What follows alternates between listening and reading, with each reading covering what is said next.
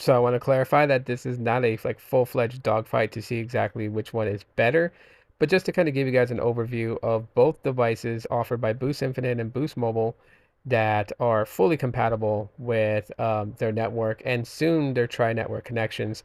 That is the Celero 5G Plus and the Moto G Stylus 5G 2022. Had to slow down there because I didn't want to like stumble and switch things around. So for this video, I'll call the Moto G Stylus 5G 2022 just the Moto G Stylus 2022. Or I'll just call it the Moto G Stylus. And then the Celero 5G Plus. The Celero 5G Plus has more of a boxed feel. So again, the sides of the device itself is on more flat, a little chamfered to try to make it comfortable to hold. You got that triple camera setup on the back with the flash square module. So, kind of not plain Jane, but kind of just like norms compared to other devices that use the same layout. But as I was saying, flat edges. Left side is where your SIM tray is to pop your SIM card in. And yeah, it feels nice in the hands. Not too bad, not too shabby. Biometric sensor on the right side on the power button. I really wish they would have just did in display with this one. Um, and then at the bottom, you have your bottom firing speaker, Type-C port, and a headphone jack, which is awesome. It is a bottom firing speaker. There is no dual speaker setup here. And then of course the back is glass or plastic, what people call it. It does crack. It will shatter if you drop it, so definitely get a case for it. The Moto G Stylus, same build out, plastic, glass in the front, plastic in the back, but the sides are metal rail. So you have metal on the side. So I feel it's a little bit more durable um, of a device, without a case, but I would still recommend getting a case to protect the screen. On the left side also you have your SIM tray, and then on the right side you have your biometric sensor as a power button, which I wish they would have just put the Moto Dimple fingerprint sensor on the back. That would have been so much better in my opinion. Volume rocker above that too as well. Same on the Celero. The volume rockers seem to be on the top, power buttons towards the bottom. And the body style and the size is slightly smaller than the Celero 5G. You got your bottom firing speaker at the bottom, Type-C port, and a headphone jack as well. So win-win there on both devices. But you also got a stylus. Of course, hence the name Moto G Stylus. It better come with a stylus. But you could use that to jot down notes or even play some games. And running a Nintendo DS emulator is awesome on the Moto G Stylus, by the way. So both of them have pretty decent displays. The Celero 5G Plus, I would say, is a little bit more vibrant, but on the Moto G Stylus, it's got deeper blacks. So I can't say one screen cancels out the other one. They are both very good. However, the Celero 5G suffers in lighting when you're outside in the sun. You got to pull out to full brightness to see. It is very dim. So that's something that I want people to keep in mind when it comes to this device. Careful of that.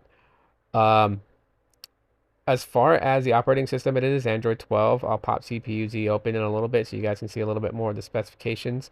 But it is running Android 12. It's pretty decently optimized. You got 6 gigs of RAM, which, makes it, it does help out. It flies. Um, Pretty decent.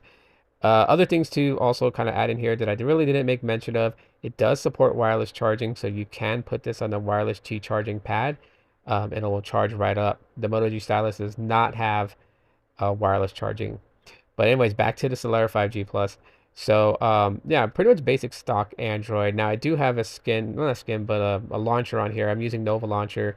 I've been using it lately with all my Android devices and just kind of playing around with customizing it and everything, give it like a different look and feel.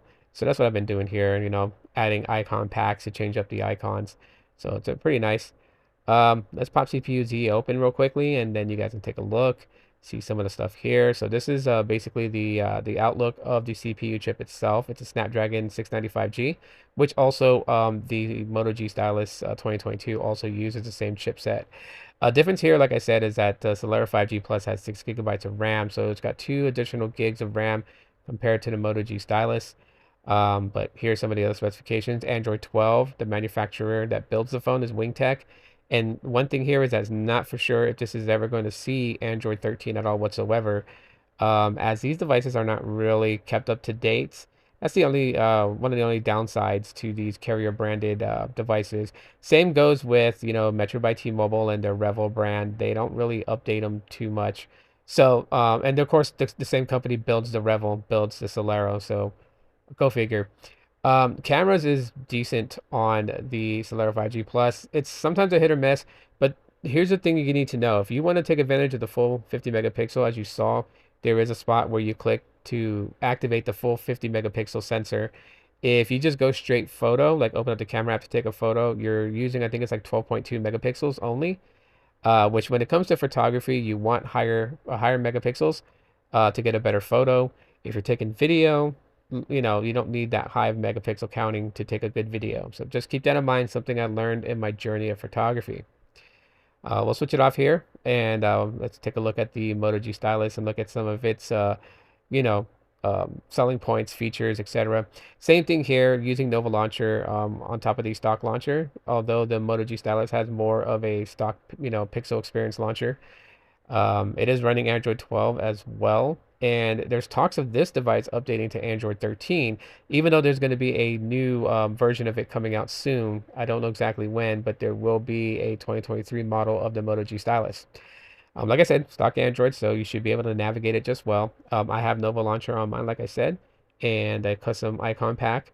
So we're, just again into my little customizing phase. Um, let's take a look at some of the specifications. We'll go into CPU-Z. So like I said, the chipset is a Snapdragon 695G. Both this device and the Celero support 128 gigabytes of internal storage, but this device, the Boost Mobile variant, has 4 gigs of RAM. I've never understood why Boost always takes the lower specification compared to its competitors like Metro by T-Mobile, which has the same phone at 6 gigs of RAM instead of 4.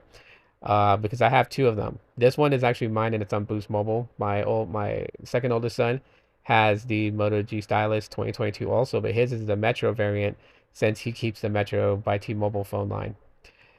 Um, it's pretty smooth even though it's got 4 gigs of RAM. It does lag every now and then, I've noticed, but nothing that's like too detrimental for the user experience.